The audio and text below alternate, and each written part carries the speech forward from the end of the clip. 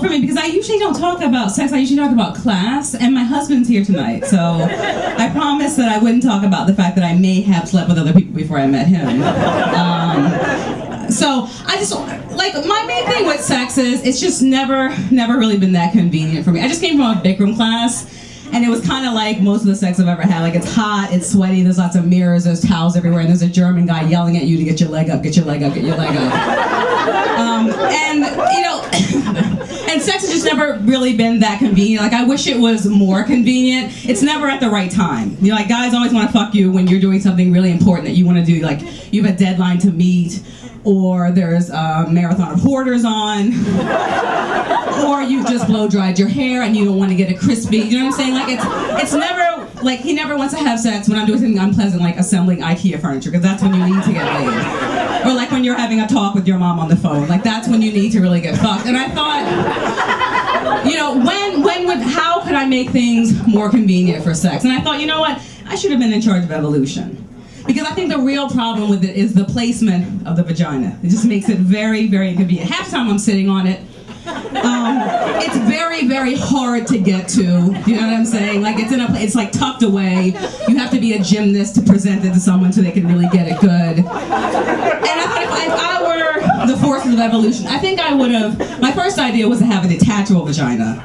And then I thought, you would never fucking find that thing ever again. Like, as soon as it came out, some guy would steal it. Or when you're a teen, you would leave it on your lunch tray and accidentally throw it out. And you'd be behind the dumpster at the cafeteria looking for it with your friends and missing, like, science class. So I thought, you know what, that wouldn't work. So I thought about, what about putting another vagina somewhere else on the body that's a little more easy to get to, like the foot? I think that'd be a great place to have an extra vagina. This vagina wouldn't have, you know, wouldn't have the ability to make you pregnant and stuff like that, obviously. And no diseases could get into it, but you would get the thrill of having the orgasm. And if you just wanted to have sex, you just slip off a shoe, stick it out, and then you could do whatever else you want to do. Read a book, watch Hoarders, whatever, and the guy could have his way. Because sometimes your partner wants to have sex, you don't. You want him to have sex, but you don't want him to fuck someone else. And the foot vagina, I think, would take really good care of that. So, the other thing I would like to do with sex, if I were really running evolution, like that's possible, if I were in charge of evolution, is that I would combine the male orgasm with a 60-minute deep tissue massage. Ladies, what do you think? Because guys can never get laid enough and have enough orgasms, and I think, frankly, we can never get enough 60-minute deep tissue massages. And how it would work is that the guy would have an orgasm, and instead of rolling over and going to sleep, immediately launch into a 60-minute deep tissue massage. This is a great idea.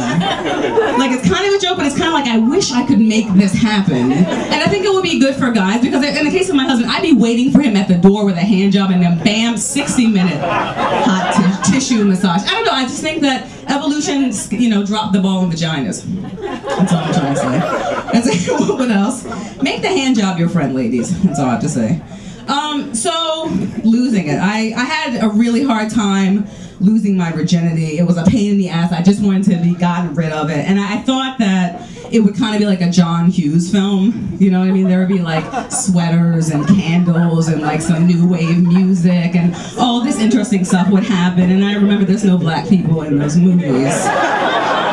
And so that was kind of over. And, you know, my first attempt to lose my virginity when I was 18 years old was thwarted by a keg of Bud Light beer dick. You know what I'm saying? It was absolutely a nightmare. Like, it started off really good at senior parties, and, you know, the guy's name was Ian, and everything was looking promising. There was knit sweaters and all that. And then the evening just progressed, and at the end of the evening, I just had to kick him out of my Toyota Corolla because he just could not get it going. I know, it was kind of sad. It was kind of sad. But I was able to remedy it later when I got to college. Actually, if there was any British guy within 50 miles, he somehow ended up in my room. And it was embarrassing because I'm sitting there, you know, it's a late Friday night, I'm just alone, whatever, I'm doing my medieval studies homework, as you do.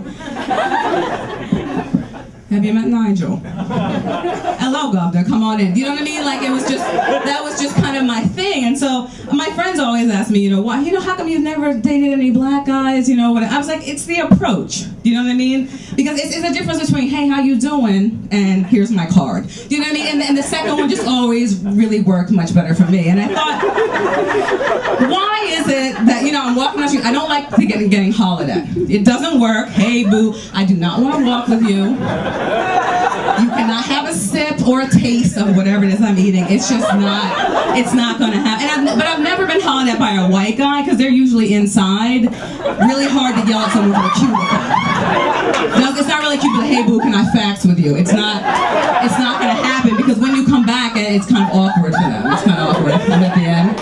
So I just want to say the reason why I think the holler doesn't work, and here's the proof. I've never been at an engagement party when I've been like, hey, how did you guys meet? And the guy's like, well, I was taking my union-mandated break from operating the crane. It was hot, I was having to be with my friends. She was walking. And the woman never goes, well, and he catcalled me, I just dropped right there to my knees, gave him a head behind a thing of rubble, and the rest is history. It doesn't happen. Stop hollering. You guys have been lovely. Thanks very much.